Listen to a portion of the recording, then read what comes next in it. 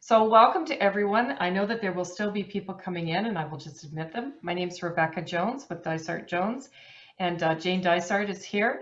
And we are very pleased to be hosting these Nexter chats. Nexters being those like yourselves that want to move to Next from Now. And one of the ways that we move to Next from Now is to keep learning, especially from other sectors.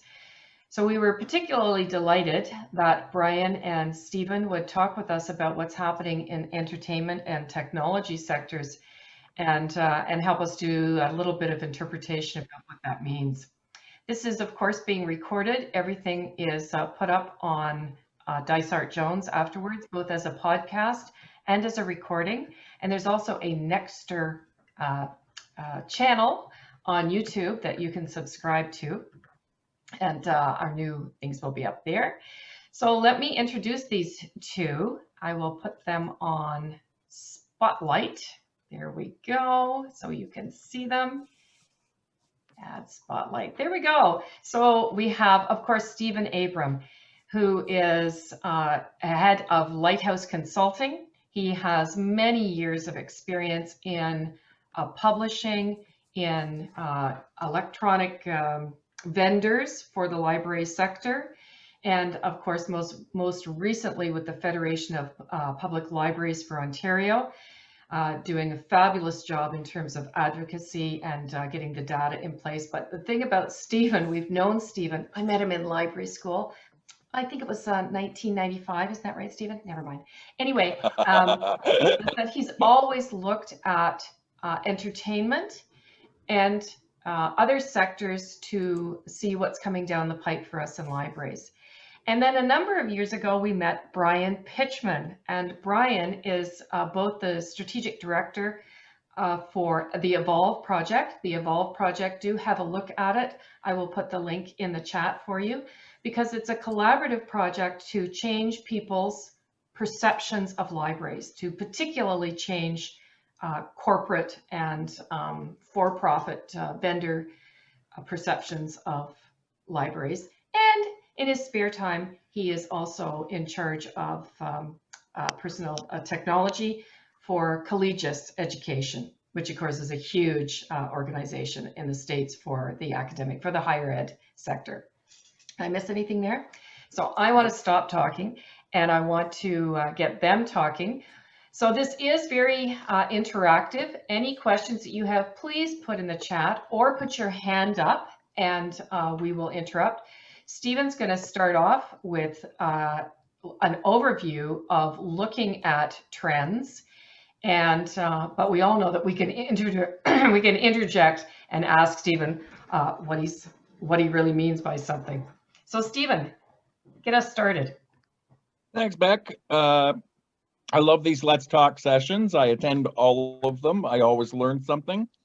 That's one of the most wonderful things about the SLA Canada chapter is the work that Jane and Rebecca and the executive and Dysart and Jones in creating a way to look at things and just talk. And it's just super important for lonely people like me during the pandemic. You know, please feel sorry for us extreme extroverts during this period. I know there aren't a lot of us in librarianship because we're the introverts are more talented, but I'm lonely. I'm going to tell a couple of personal stories about how I learned that I had a strength in prediction. And I can't find my crystal ball. I got to look through some boxes, but in the early 90s, I moved into executive positions in the vendor industry, and there they send you off on 3 days of psychological testing if you're on the executive team. And at that point, I realized that I didn't know myself at all. And so in this 3 days of testing, which I humorously, but think there's some truth in it, they were just testing to make sure I wasn't nuts, because I was so different than everyone else in a publishing company, being only extroverted. I have 0 on the introversion scale, and coming up with all these wacky ideas and seeing things. You know, I left one company because the CEO gave a speech saying the internet was a fad and the web was a fad. And I'm going, oh, I need to leave here. So I highly recommend that everybody take this Marcus Buckingham and Don Clifton tool from Gallup. Hundreds of thousands of people have taken it now, and it's got a lot of research behind it. It's more evaluative and more personal than Myers-Briggs, but it tells you your strengths. And I'm the kind of manager leader who doesn't believe in fixing your weaknesses. I believe in working with a team to manage to everyone's strengths, and I want everyone to know what their strengths are. And so what I discovered in this was my highest strength on all the tests was pattern matching, and that I could see patterns when others couldn't. My biggest weakness is numbers and financial, except that I drive all the accountants crazy because I see the patterns in the financial statements and the tables that they don't see. And they say, how come you can point to that spreadsheet and find the problem in it when you don't know how to, I can do arithmetic, but I can't do math. So that strength of pattern matching is what I think, and what I see in Brian, is to make connections between things that might seem to other people to not be related. So I'm going to talk a little bit about how to frame, how to look at the facets of what you're seeing and put it into context, whether you're using your library filter or your personal filter or what your sector is like in a special library, using, is the museum sector ready for X? Is the government sector ready for Y? And what am I seeing out there? So it helps create a mindset for understanding yourself and understanding the value you bring to the world. Us librarians tend to have a strong knowledge of what we bring to the world, but we also tend to use a weaknesses filter when we're looking at staff and ourselves instead of a strengths filter. So when we look at the strength, and then there's what you enjoy. Like, I happen to be in a profession where I feel that all of those things are aligned because I'm passionate about librarianship and I'm passionate about the role I play and my value I bring to the world. I can exploit my librarianship profession to do good things for things I care about, like First Nations or teen success or developmental activities or broadband or whatever I'm trying to lobby on or build strength in for Ontario society or the world. Now, Brian's in the Evolve project, and he's done this Evolve project for many years and has brought a number of innovations that can only be tracked back to his ability to see a pattern at the Consumer Electronics Show or in places that he works with or people he meets. He also has courage, and he goes into and phones the CEO of a whole bunch of little companies and turns them on to working with his clients to do things in, as near as I can tell, hundreds of toys and technologies and whatever that the library adopts, and then it spreads through our profession like crazy because there's a certain groupthink in librarianship that as long as you can find an innovator or early adopter to try something and publish it and talk about it and do success, that you can see something that others might not see. So there's stuff like Lego as an educational tool, or Sphero balls, or little connectors, and building things in technology for kids to learn and build STEM skills. Brian's an expert in that, but the Evolve project helps support the revolution that libraries are in. But there is no revolution without evolution. And you're so one of our first collaborators too, helping us piece it all together. And so when we thanks, Brian. And so, but Brian's a genius at this, on seeing things and then actually making it happen. Back in the olden days, people would say to me, I I had that idea. And yeah, well, what did you do about it? No, you just, left butt prints in all the furniture, but did you actually enable a change and try something new? So there are ways to do this. So the Industrial Revolution wouldn't have happened without engineering as a profession and laying down the groundwork. The space age wouldn't have happened without the Industrial Revolution, unless you believe the pyramids were done by space people. And the information revolution wouldn't have happened without the 1800s and Webster and Linnaeus and the madman and the professor building the OED. If we had not done the opportunity to build encyclopedia in a Linnaean architecture or standardized spelling, the Americans aside, sorry, Brian, we would not be able to do what we're doing today. The architectures that are required for an intranet owe their lives to Linnaean architecture of the early encyclopedia and subject headings that we stand on the shoulders of librarians from the past and people who were word professions.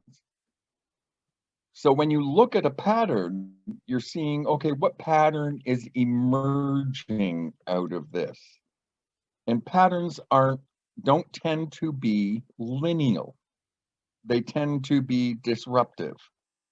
And so we don't know when something is about to happen, but all of a sudden something will come together. So you can see and notice things like, oh, here's global information systems and GPS. Oh, here's the military descrambling the satellites because of lobbying by General Motors so they could create OnStar in the cars. Oh, okay, you think, well, that's just an event. But you pull that together with video games and then social media and then search engines, and you see, oh, look at the pattern that is driving, we're understanding how advertising works on Google. Or we're looking at Pokemon Go and saying it's a toy. We see people trying to find Pokies in our library, but what does it do?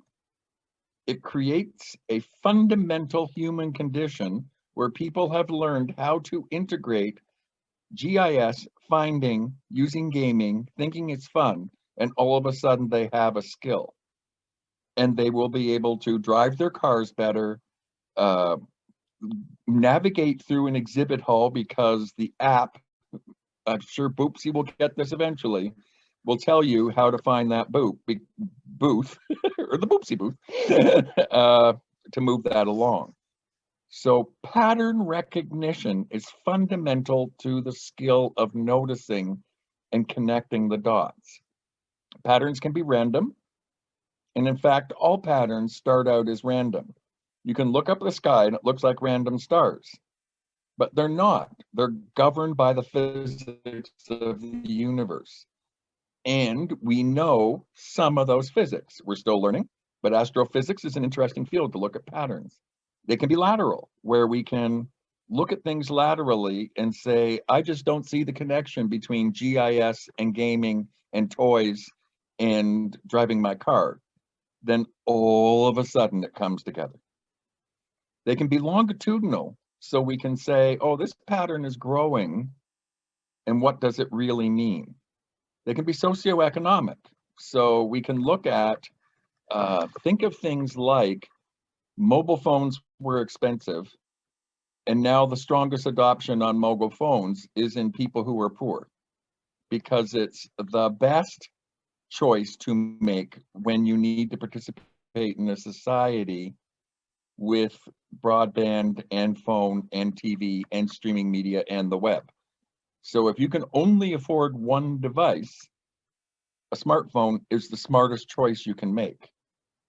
And what we see in the well-off people is we see they're in a multi-device universe.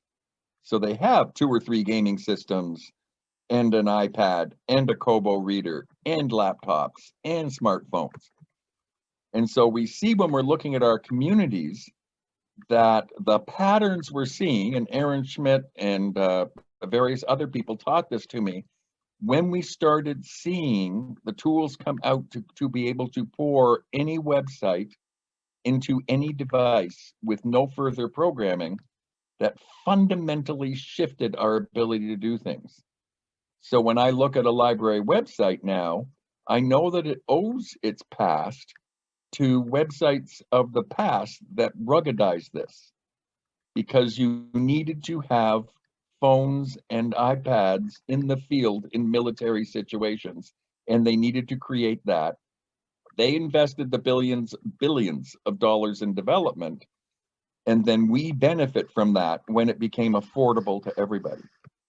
And that path, that longitudinal socioeconomic path that allows things to become affordable, so that when you're talking to a Chatty Cathy doll or a Furby or a teddy bear speaks, what's his name, Teddy, and he responds in context, that was directly related to talking in the cockpit of a fighter jet. And the line and the straight line can be drawn right back to that.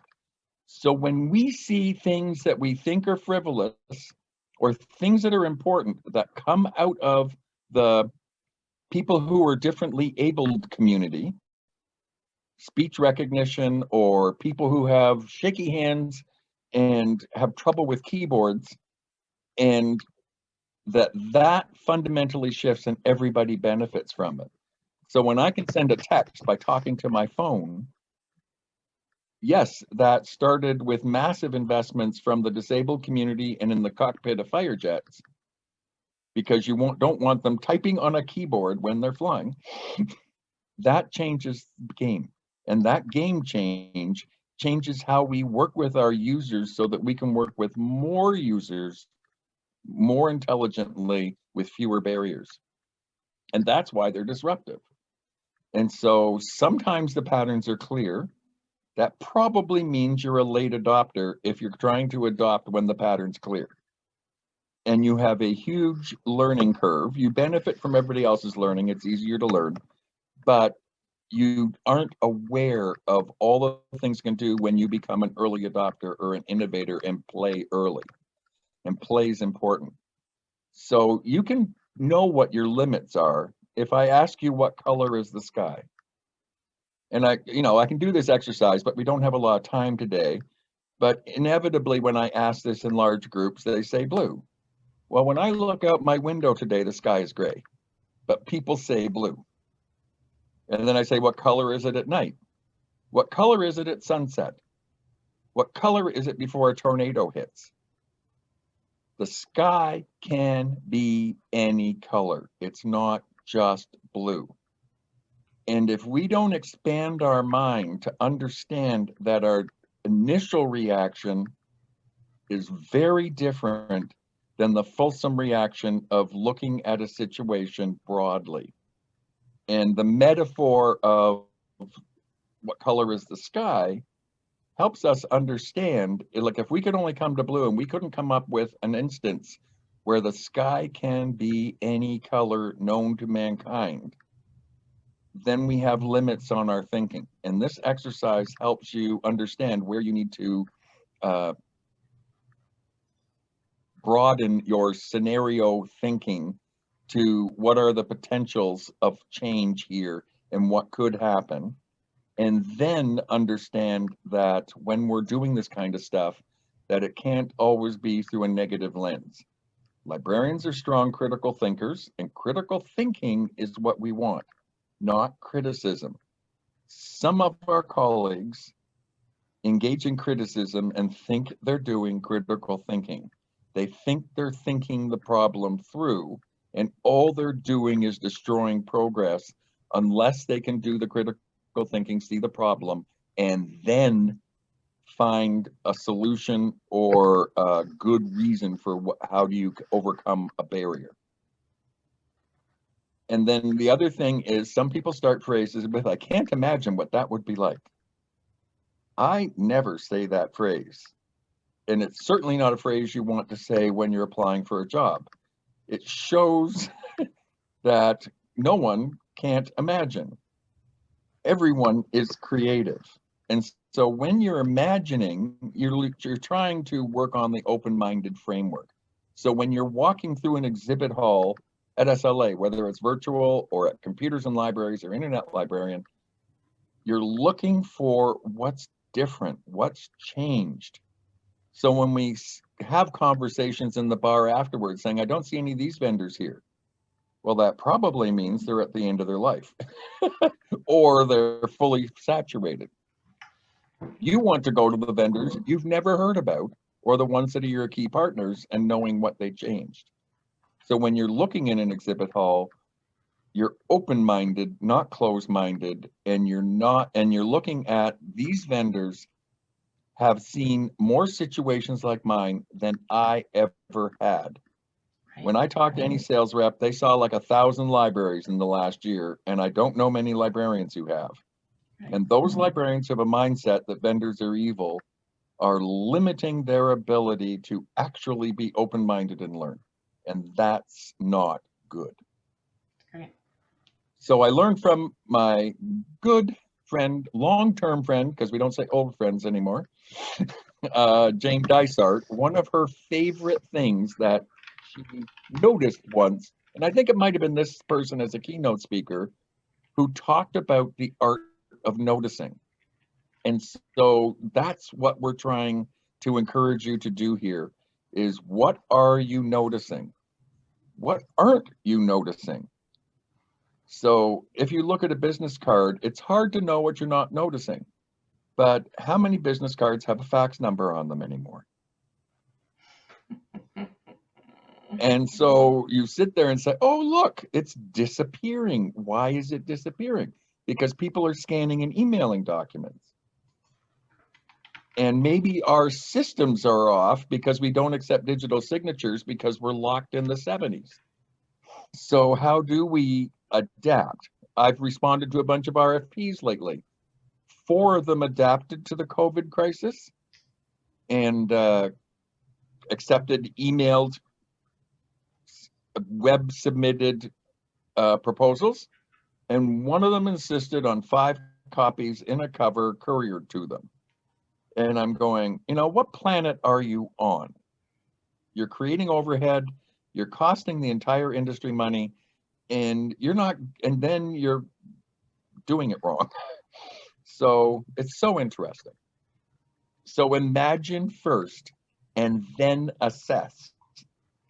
And then always remember that in this technological world, that an assessment you made a year ago is out of date. Assessments can only be in the present tense. When you say something like, this isn't right for my organization, you should end it with now. This isn't right for my organization now, but I'll review it in a year. That is good leadership. That is being open-minded. You can make an assessment and it isn't right. Maybe your community's not ready for this stuff yet. Okay. But we have seen 5 to 10 years of technological adoption happen in 10 months due to the pandemic. So there we go. So understand, I don't know how much time I have left, and I'll just zip About through. 2 minutes. Okay, so look at trends versus fads. Trends are long-term, and fads are usually, and trends are usually just steps in a wider evolution. Fads, though, are calling something a fad is dismissive and wrong. Fads are evidence. So when you see a Furby or a Tamagotchi or video games or pet rocks or Bernie memes, it's a fad, but it's evidence for some societal change. So when you see everyone having the tools of production to create a Bernie meme that wasn't there 5 years ago, you've had a big shift on marketing expectations for visuals. Fashion is a cycle, not a trend. Fashion reacts to societal change. And the social changes underpinning expressions in fashion and culture. Separate the medium from the message's expression. Learn through play. And those are all the things that I'm playing with right now. I couldn't have gotten with without playing 5 different versions of Candy Crush and doing my genealogy and seeing how to pay, doing genomic testing. I taught in the Harvard Medical School, was the last speech I gave in person on ethics in AI and the human genome. And then I'm teaching in the Harvard Medical School, the Harvard Architecture School in February and March this year about library design and what are the trends that are underpinning changes in physical facilities. So look for the potential patterns in the features and the skills, and then think about how they might combine to create a new pattern. Okay. Play is experiential, you can apply your skills in all these places. So connect the dots, look at the toys, those are triggers. That all that means is toys are now affordable, Right. which means libraries can afford it. And so I'll just talk about places I look. It'll take about a minute, Beck. Okay, great. Military intelligence. If it weren't for military, things wouldn't exist.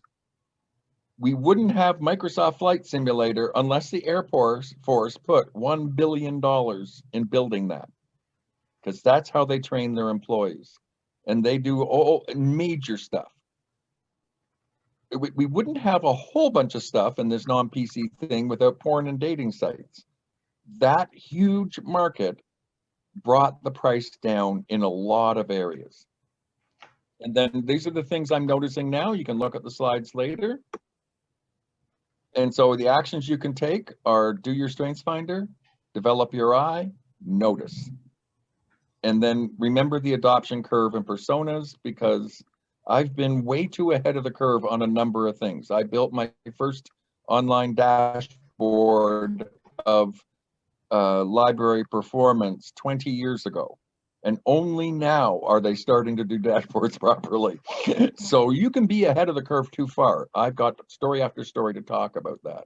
So now I'll just say over to Brian. Great. Do you want me to stop sharing? Yeah. Thanks, Stephen. Thanks, Stephen. All right, let me get my PowerPoint going. There were so many good points there. I want to pull some of them out. Okay. Do you see my full screen slides or my note slides? We see your note slides too. How about now? Perfect. Perfect.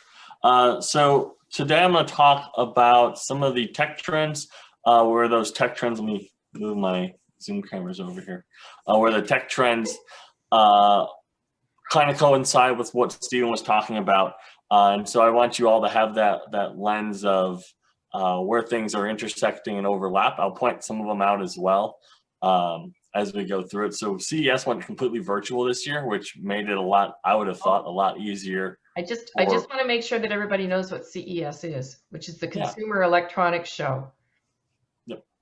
And so it's usually like 150,000 some odd attendees, but surprisingly for it being virtual, I think they only hit like 70,000. At least that's what it looks like for my little list that I had access into. So a lot of really cool presentations. If you wanted to watch some of the presentations, there's a website called CES, B as in Brian, roll.com. And that will let you see some of the videos and recordings that existed. And I don't know how long those videos will be up. So there's that avenue as well.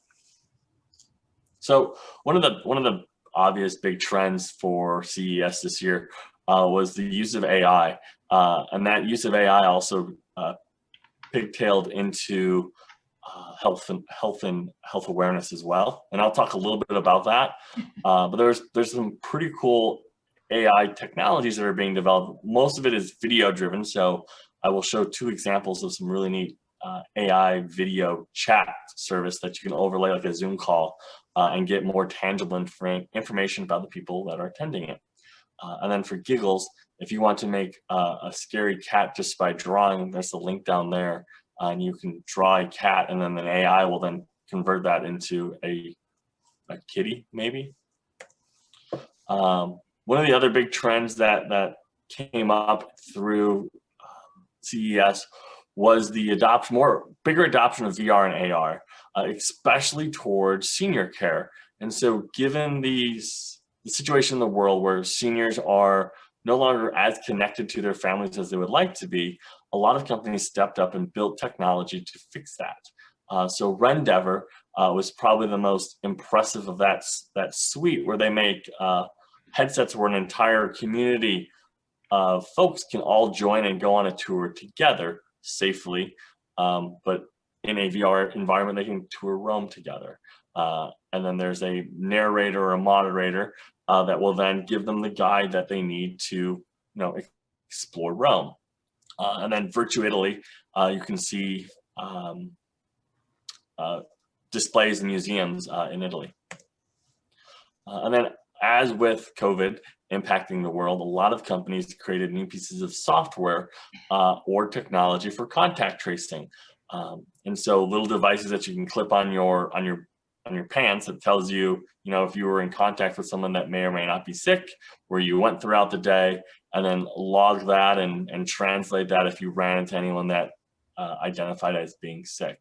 And I think this is going to be a social norm at some point, where even after everyone's been vaccinated for COVID, I'm confident to say that the new trend will be everyone knows each other's health from a perspective of, are you sick and do I stay away from you or not? Did I bring my mask? No. I have a cool little LED mask as well that you can put fonts and text through. And so people are making some pretty cool things with technology, but also from the standpoint of how do we trace it? How do we track it? And is this going to be a new norm? And seeing the companies that are spawning up with pieces of technology that would standardize it, I would feel that it's going to be kind of the new status. Right. One of the other tech trends, obviously, is distant learning. So there's a few new learning management system companies that have self-spawned. One company called Magma, rather. They built an AI that as you learn, it recognizes what you're understanding and then provide additional feedback for you. So, hey, it looks like you struggled in this component of math. Let's dig deeper and help solve it. In the image here is a company called Owl Labs, and they made a desk size version for like a fully teleconference room. So if you have multiple people in a room or one individual with a projector behind them, it can split screen both and there's a 360-degree camera in there that will then parse out the video feeds into your Zoom call. So if you had two people in a room doing something, it would identify the two people and put their two faces set as separate camera feeds into Zoom, which I thought was pretty neat. Mm.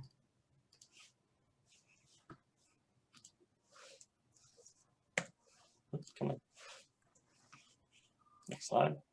And then, as always, there's always all sorts of new robotics that are being developed. Last year, Samsung came out with a healthcare bot and a few other ones. And this year, it's your KitchenAid.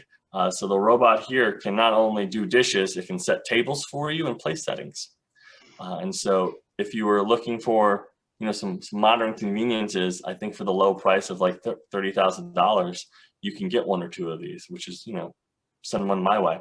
The other robot you see on the slide here is Misty Robotics. That's been doing things with libraries for a while now, but with embracing the idea of health understanding, it can do temperature scanning. So as you walk into a building, it can take your temperature through its infrared sensors and heat sensors, and then spit out, are you well enough to be in the building? And there was a few other companies that are building platforms for when you walk into a space, it can tell you if you're healthy or not to be there. And so it'll be interesting to see if the new social norms are being denied service, like no shoes, no service, high temp, no service. And it'll be interesting to see if that becomes a trend. But there's been a lot of really new pieces of technology that came out.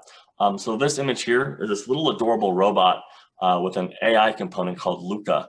And the idea of Luca is you would read with Luca, and Luca reads and learns with you. So as you advance your skill sets, you learn more and more, which I have show and tell. This is Roiby with a little LCD screen. And so this is for younger children 3 and up, where there's a camera on there and it'll see your face. It'll know, hey, you're Brian. this is the activity we're going to do today. And it does activities, everything from reading, shape matching. It helps you learn words. So obviously I should know my words. So if it's more geared for younger people, but I still had fun. They want to know my favorite food. And so I would tell it my favorite food, and it's trying to increase my vocabulary. So that's really a wonderful social, physically distanced program tool. Right. It is. Right. How do you so spell you that, Brian? ROYBI. Oh, right. Okay. Like the power tool. Right. Not by the same company. But yeah, it is, as Stephen said, it is a very great distant learning toy. So you can send these out to, your patrons and send data to it so they can play and interact. You can actually do a video feed and talk to them as if, the robot was talking to the individual instead. And so as we talk about AI, one of a really cool company that I got to demo, and I'm going to say the name wrong, was Kreif. It's a Switzerland-based company, and what they did, so the founder of the company, she used to be like an FBI profiler, and so she took her knowledge of how to identify people, body language, etc., and put it into an AI. So when you interview people, it can tell you stats like, if it was that conversation energy driven, did they seem uncomfortable when you ask that question? How are they moving? Are they talking with their hands, and what their hand movements mean? And then it compiles all this data so you can understand how a conversation went. And I'm like, that is really amazing. Oops, I'm gonna put these slides out of order. Let me skip to this now. Another really neat AI video tool is called I'm Beside You. And it's kind of hard to see in the screenshot I grabbed, but in the bottom, his left, your right if you're facing him, is an emotion chart. And so with the emotion chart, it tells you as people are, if you're doing a webinar, it would scan everyone's faces and say, are they paying attention? Are they engaged? Are they happy? Are they falling asleep? And it gives you out a report afterwards to show you, hey, it looks like Brian was snoozing again. Let's not have him present. And so and it'll give you all this really fun data about the people that are on a Zoom call. Someone mentioned privacy concerns if it's not announced. So actually there's software built into a privacy piece. And so in order to use the software, it'll ask the interviewer if it's okay to be recorded, how the data is collected and the data is stored, because obviously AI is only learned by more data. So the more data an AI is given, the better it becomes. So yeah, they've actually figured all that out. It's a really well-designed product. And you can see some demos on their website. Some things that aren't necessarily library driven, but I thought were adorable, is Pet Cube. And so it knows when your pet comes by, it can shoot it a treat through a little laser. It knows exactly where your dog's mouth should be, and it fires a treat if you call it or talk to it. With a built-in vet chat. Yes, so your vet can call and see how your dog's doing. Because we all care about our pets. So. Only if the dog speaks English. There's a translator. No, there isn't. That would be really cool. There will be. Is that a trend, Stephen, that we might see where we can understand what our dogs say soon? That'd be amazing. My dog, I would just say, I would like more naps. Those tools are being beta tested in bird songs and whale and porpoise speech. Oh, awesome. Oh, yeah, and dolphins too, right? And so another interesting tool to make Zooms more interactive, there's a company called WiseUp that makes your Zoom call look like it's taking place in a studio. So that was me and the founder of the company playing with her technology that gives you this studio-like vibe as you flip through virtual cameras and video feeds, which I thought was pretty neat. So that's WiseUp. And when we talk about senior care, more and more robots are being developed with the idea of overcoming social isolation. So we talked about the VR company. This is a robot that can provide conversations, do simple little activities and games. But the idea is for this virtual caregiver and what that looks like for our future. And remind them of pills and appointments. Yes. Someone shares a link for fluent.pet. Dogs use language buttons to communicate with us. Yes. I was thinking there was a TikTok, because, you know, I surf on TikTok when I'm bored. That's where I get all my new ideas. And there was some dog that, like, you would ask the questions and has like this array of buttons and it would hit them. And I was like, that's fake, but I like to believe it's real. So then another really cool tech product, which is really great for libraries that want to send out content to patrons, it's called The Box. And the company is from a company called Living Packets. And the idea is there's like a virtual tracking label, so you can make it easy to send tracking information forwards and backwards and updating the box without having to print a new label. There's special mechanisms inside, so if it's fragile, it can pressurize certain parts of the box so nothing breaks. It's a neat little idea, but very expensive. And then the last tech piece that's on the horizon, so there's a company called Border Ring a while ago, and they invented the only tool for getting rid of motion sickness. And so if you get motion sickness while driving, they made a pair of eyeglasses that you would wear. They were like gel filled with like, looks like water in them. And so they were challenged to figure out a way, because now everyone wants to use VR and AR technologies.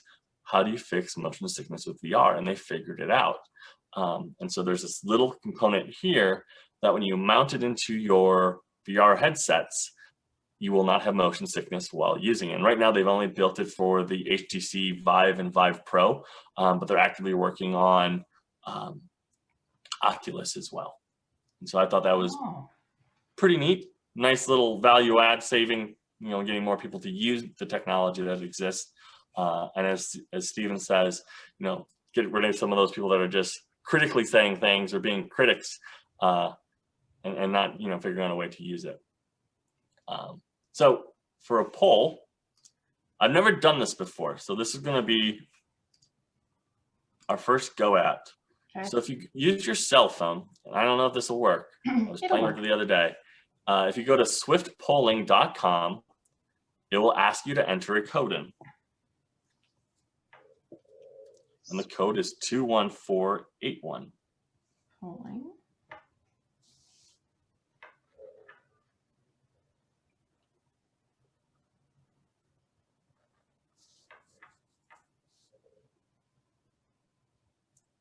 And so when you throw in the code, what this should do is make a word cloud of everyone's responses. And you can respond with as many pieces of tech that you saw so far, or tech trends in general. And so you should be able to just submit as many words as you would like, and it should populate live if it goes well. So we see VR and AR.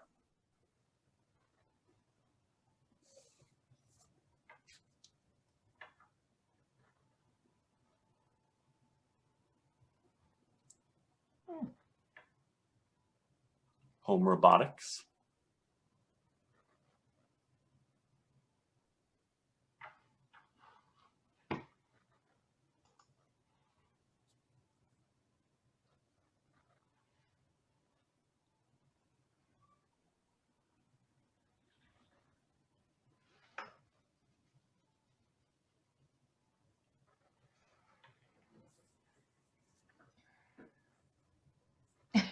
And as more people submit the same answer, the words should get bigger. Okay.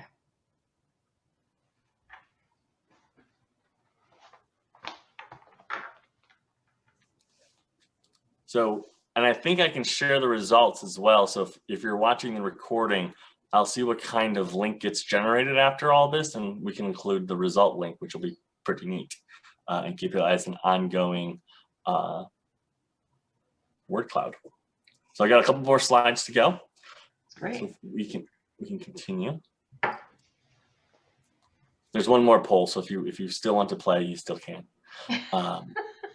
So a few must-have pieces of technology, and so some of my friends have actually joined this talk today, and so the folks from PhaseDoc are here, and so PhaseDoc is a really innovative product. So for libraries that have Arduino boards, breadboards, pies, etc., and they're looking for ways to transport them and or display them, this is the only solution on the market to do so. And so I was hoping to have the demo, but USPS has seemed to have not figured out how to deliver packages. And so we're waiting patiently to find it. And I can't wait to get my hands on it. But the idea is you have a board and you can snap your components into it. And then it's safe and secure. And so you can ship it and things won't slide around or smack around. So if you wanted to give people like a self-driving car kit, but you needed a way to do so instead of buying a Tupperware bin, you can get this, snack all the pieces into place, and away it goes. So that's the phase dock. Fantastic. This is the Tony's box. Oh. Yeah, I have some little gadgets. And so what's really neat about the Tony's box is it's a play cube with little robot or little characters. And so Disney based or storytelling based. So we smack it on here. Oh, did I not charge it before I played? There we go. Don't know if you can hear it. Yep. Pinocchio. And so this will read you different stories. And the way it'll read stories is you can tilt it to fast forward, or you smack the side for it to go to the next track. And so it's a way to be interactive, and it's easy to wipe and clean. And then you take it off. Well, what I thought was really nifty about Tony's box is this character. You can record your own stories on using the app. So it doesn't actually save the data, it's all cloud driven, but you can record a story. When someone takes this character, puts it on the box, they can play that story. So for Hi, librarians, this is Brian, and I'm about to read you a story using a creative Tony. So that's my lovely voice telling myself a story. The Pi Top is a Raspberry Pi Robotics Kit. What really attracted me to them is they figured out a way to do programming remotely. So one individual will have the robotics kit, they can throw on their webcam, show the robot, and then multiple people from anywhere in the world can join and co-code together, which I thought was a really neat concept, especially given the idea of that we're doing distant learning. This plugs into that distant learning puzzle piece. So you would have, one student takes turns holding the robot, or the teacher holds the robot and say, hey, we need the robot to do this. Everyone join the Teams call. There's a little window that shows up, and then they can all code together. Another company called Play Shifu.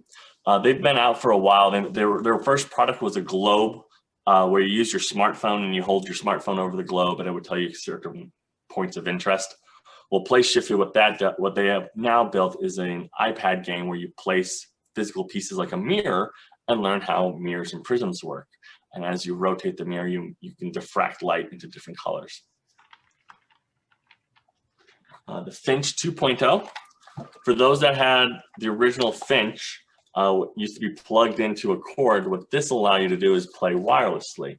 And there's a fun little micro bit here where you can change and make little shapes appear, and then you can teach it how to drive on its own, avoid obstacles, etc.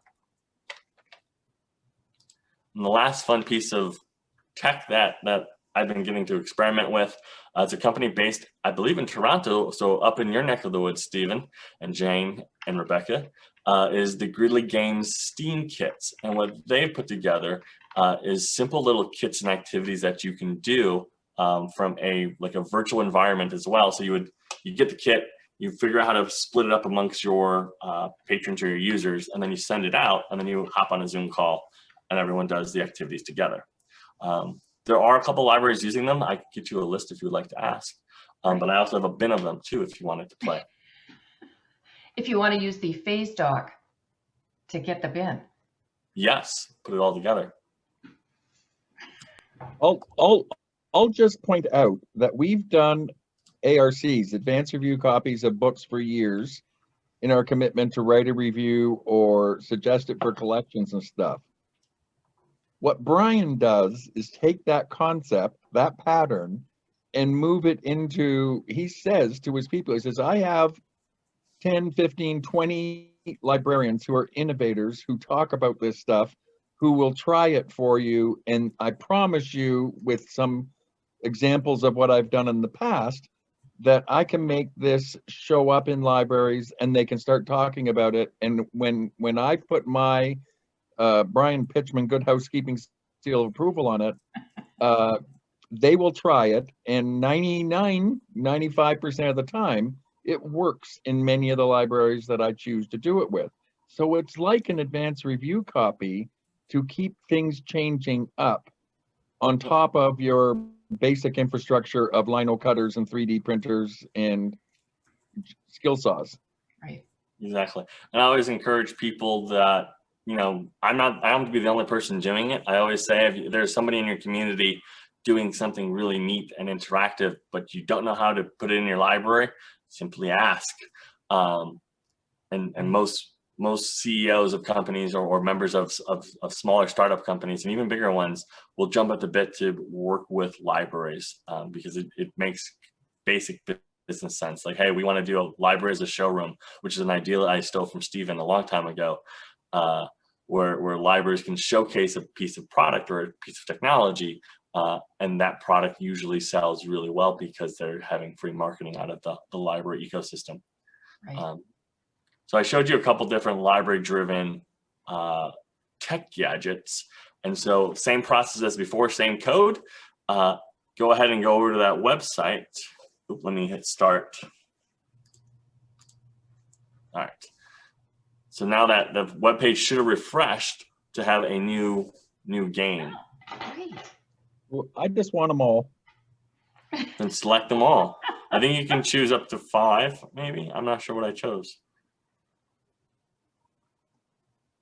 Oh, did you? Now, what did you choose, Brian? I can't tell you what I choose. This is an anonymous poll. Oh, this is like come voting. on.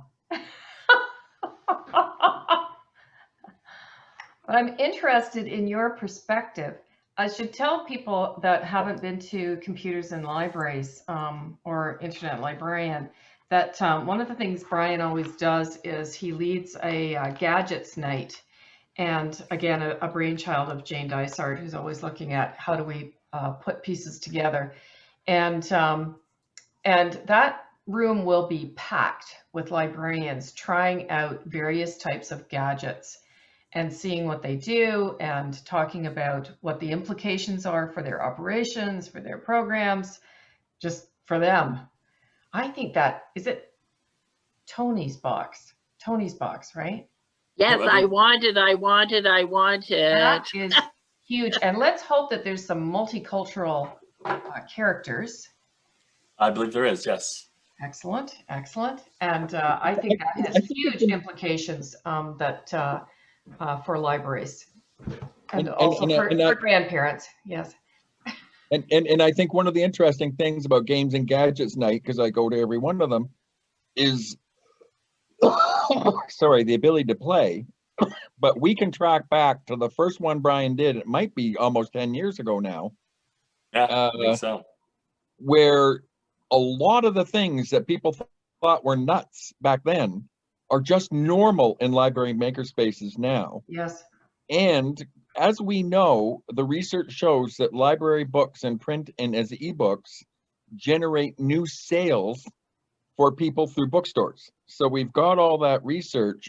Now we know, like, you know, Jane's a grandma, I'm a grandpa, and we see that Tony's box and say, I would want to try it, but I'll go play with it at the library, but I would buy that for my granddaughter in a minute. And I know that's what Jane's thinking too, because we're looking for things that I can make a grandma story, record it, or a grandpa story, and send it home to my kids so they can hear grandma's voice instead of trying to reach for me through the FaceTime screen.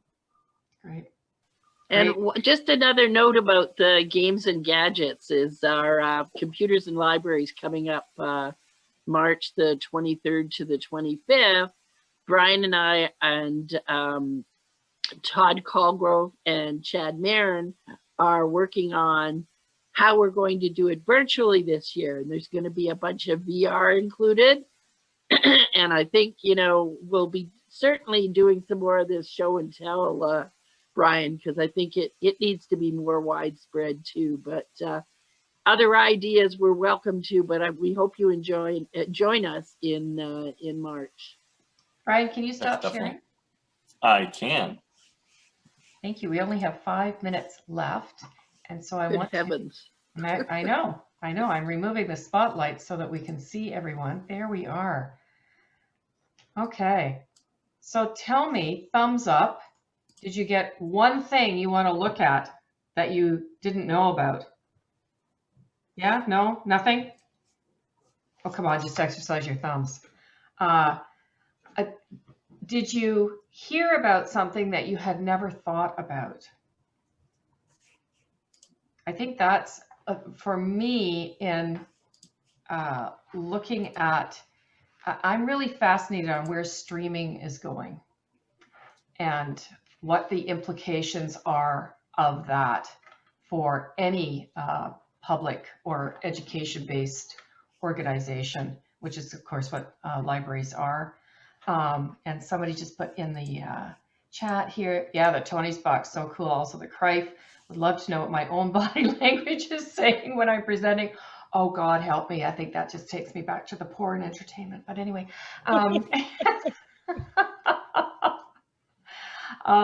we thank you so much for tuning in today. I am going to do this right away before I get done in something else. So the video will be up. I'm also going to send you the chat. And I think both Brian and Stephen will give me their slides. I'll PDF them so you can have the slides as well. And you can use this. We encourage you to use this with your staff, with your colleagues in both the video as well as the PowerPoint, and to start that thinking and do that pattern matching that Stephen talked about, and also that art of noticing, which I noticed not one library that I used the library bot for to see where that book is, I had that book around me. So there we go. So Rebecca, I'll just add, because you said you're interested in streaming. Here's an example of pattern matching. Zoom technology is an evolving technology. Oh, yeah. It's amazing. It's certainly not something we were doing 3 years ago. Now it's a normal behavior. Imagine, this is the imagination thing, imagine combining Zoom technology with library linked data and BibFrame and our sources, and then layer that on artificial intelligence to create exploration paths. Right. Imagine what a LibGuide would look like if you were watching a video and the artificial intelligence could see or hear you doing things and know that you had X issue or Y issue. You had some ability difference or some language difference, and you could predict through AI how to do information literacy or digital literacy or create information fluency. This is what's coming, and it's coming very fast. Very fast, very fast. And a reminder that Forrester said last week, 20 to 30% of the organizations that you know right now will not be in business in 2022. And and while that's corporate, we need to look at what's happening in the public sector too. So thank you so much, everyone. Oh, Brian and Stephen, you just, I'm all excited now. I'm all a jitter. And thank you so much for sharing your expertise with us and your insights. Fabulous. Okay, everybody, we are here next month with something, I don't know, we'll put it on the website. Okay, bye, everybody. Bye, everyone. Thanks for having us.